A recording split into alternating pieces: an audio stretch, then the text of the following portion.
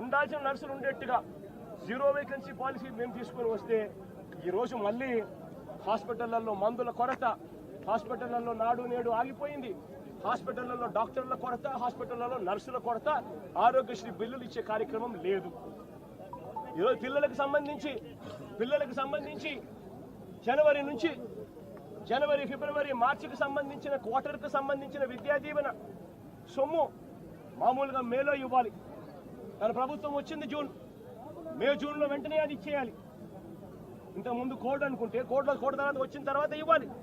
ఈరోజు జనవరి ఫిబ్రవరి మార్చికు సంబంధించిన quarter pending, April May జూన్కు సంబంధించిన quarter pending, July August September కూడా క్వార్టర్కు సంబంధించి 3 క్వార్టర్లకు సంబంధించిన విద్యా దీవెన సొమ్ము పెండింగ్. అదే వైఎస్ఆర్సీపీ ప్రభుత్వం ఉన్నప్పుడు, మా ప్రభుత్వం ఉన్నప్పుడు ప్రతి 3 నెలలకు ఒకసారి 3 నెలలు అయిపోయిన వెంటనే విద్యా దీవెన సొమ్ము ప్రతి అమ్మ ఖాతాలోను, ఆ పిల్లాడి ఖాతాలోను, ఆ పాప ఖాతాల్లోనూ 2 జాయింట్ అకౌంట్లలో నేరుగా పడిపోయింది. ఈరోజు విద్యా దీవెన 3 క్వార్టర్లకు సంబంధించి బిల్స్ పెండింగ్ ఉన్నా పట్టించుకునే నాతుడు లేడు.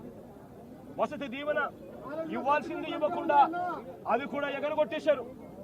అమ్మఒడి అన్నది గాలి వదిలేసినారు. స్కూళ్ళు తెరిచే టయానికి ప్రతి తల్లి కూడా తమ పిల్లలు సంతోషంగా బడులకు పంపించేట్టుగా అమ్మఒడి అనే సొమ్ముతో తల్లి ఖాతాల్లోకి నేరుగా పడిపోయే పరిస్థితి గతంలో వైఎస్ఆర్సీపీ ప్రభుత్వం అమ్మఒడి గాలికి ఎదురేశారు. గోరుముద్దలో రోజుకొక మెనూ పెడుతూ పిల్లలను అల్లారు ముద్దుగా చూసుకుంటా ఉన్న వాళ్ళ మేనమామ ప్రభుత్వం వైఎస్ఆర్సీపీ ప్రభుత్వం అయితే, ఈ రోజు చంద్రబాబు నాయుడు గారి ప్రభుత్వంలో పిల్లలు ఇవాళ తిండి తినలేక పిల్లలు ధర్నాలు చేస్తూ హాస్పిటల్లోకి ఇవాళ చేరుతా ఉన్న పరిస్థితులు ఈ రోజు కనిపిస్తా ఉన్నాయి. బడులలో ఇంగ్లీష్ మీడియం గాలి వదిలేశారు. టోఫుల్ అన్నది 3వ తరగతి నుంచి పీరియడ్గా పిల్లలకు పెడుతూ ఇంగ్లీష్లో తర్ఫీదిచ్చే కార్యక్రమం వైఎస్ఆర్సీపీ ప్రభుత్వం చేస్తూ ఉంటే ఈరోజు టోఫుల్ క్లాసులను పూర్తిగా ఎత్తేసినారు. నిజంగా నేను ఆశ్చర్యం కలుగుతూ ఉంది. గవర్నెన్స్ విషయంలో అదే వైఎస్ఆర్సీపీ ప్రభుత్వం ఉన్నప్పుడు, అదే వాళ్ళ జగనన్న ప్రభుత్వం ఉన్నప్పుడు, ఆ పేదల జగనన్న ప్రభుత్వం ఉన్నప్పుడు ప్రతి పథకము డోర్ డెలివరీ జరిగేది. పెన్షన్ ఇంటికే వచ్చేది, రేషన్ ఇంటికే వచ్చేది. ఈరోజు పెన్షన్ గాలి వదిలేసినారు. జన్మభూమి కమిటీల చుట్టూ తిరగాల్సి వస్తూ ఉంది. ఈరోజు రేషన్ అన్నది ఇంటికి రావడం అన్నది కథ దేవుడెరుగు, వస్తే చాలన్నట్టుగా తయారైపోయింది. ఇంటి వద్దకే వచ్చే వాలంటీర్ల వ్యవస్థ కుప్పకూలిపోయింది. వాలంటీర్లను మోసం చేసినారు. సచివాలయ సిబ్బందిని కూడా ఇష్టం వచ్చినట్టుగా వాళ్ళను అక్కడికి ఇక్కడికి సచివాలయ వ్యవస్థను నిర్వీర్యం చేసేందుకు అక్కడికి ఇక్కడికి ట్రాన్స్ఫర్ ఆర్డర్లతో చేసేసి సచివాలయ వ్యవస్థను కూడా కుప్పకూల్చారు. గవర్నెన్స్ లేదు, డోర్ డెలివరీ లేదు, స్కూళ్ళు బాగలేవు. స్కూల్ పిల్లలకు ఇచ్చాల్సిన విద్యా దీవెన, వసతి దీవెన, అమ్మఒడి ఇవన్నీ కూడా ఆగిపోయాయి. హాస్పిటల్స్ బాగలేవు, రైతుల పరిస్థితి బాగలేదు. ఇక సూపర్ 6, సూపర్ 7 గురించి మాట్లాడాల్సి వస్తే వాటి గురించి ఏమైనా చంద్రబాబు అని అంటే ఇదే పెద్ద మనిషి చంద్రబాబు నాయుడు నోట్లో నుంచి వచ్చే మాటలు ఏమిటి? సూపర్ 6 అంటే ఏమిటి నాకు గుర్తులేదే.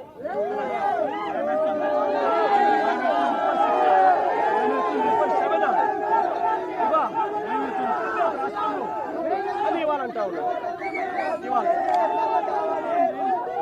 నిజంగా ఇదే పెద్ద మనిషి చంద్రబాబు నాయుడు అడుగుతాను, ఎన్నికలప్పుడు ఈ పెద్ద మనిషి చంద్రబాబు నాయుడు గారు అన్న మాటలు ఏమిటి? ఎన్నికలప్పుడు ఈ పెద్ద మనిషి చంద్రబాబు నాయుడు గారు ప్రతి ఎమ్మెల్యే అభ్యర్థిని ఇంటికి పంపించి డోర్ టు డోర్ క్యాంపెయిన్ చేస్తూ అన్న మాటలు ఏమిటి? పిల్లాడు కనపడితే చాలు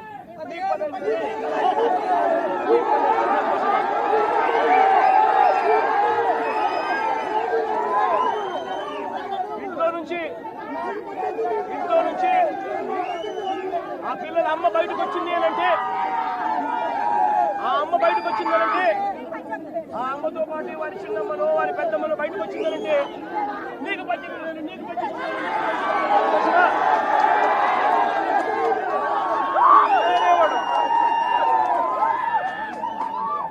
ఇంట్లో నుంచి 50 ఏళ్ళ పైచిలుకు ఉన్న మహిళ బయటకు వస్తే చాలు. ఇంట్లో నుంచి 50 ఏళ్ళు పైచిలుకు ఉన్న మహిళ బయటకు వస్తే చాలు, జగనన్న చేయుత కింద ఇచ్చింది కేవలం 18,000. చంద్రన్న వస్తున్నాడు, మీకు సంవత్సరానికి 48,000 ఇస్తాడు.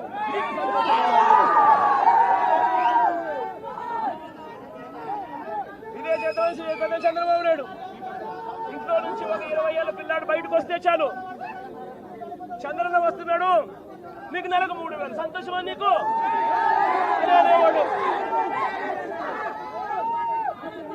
ఇంట్లో నుంచి కండువా వేసుకొని రైతు బయటకు వస్తే నీకు 20,000. సంతోషమా?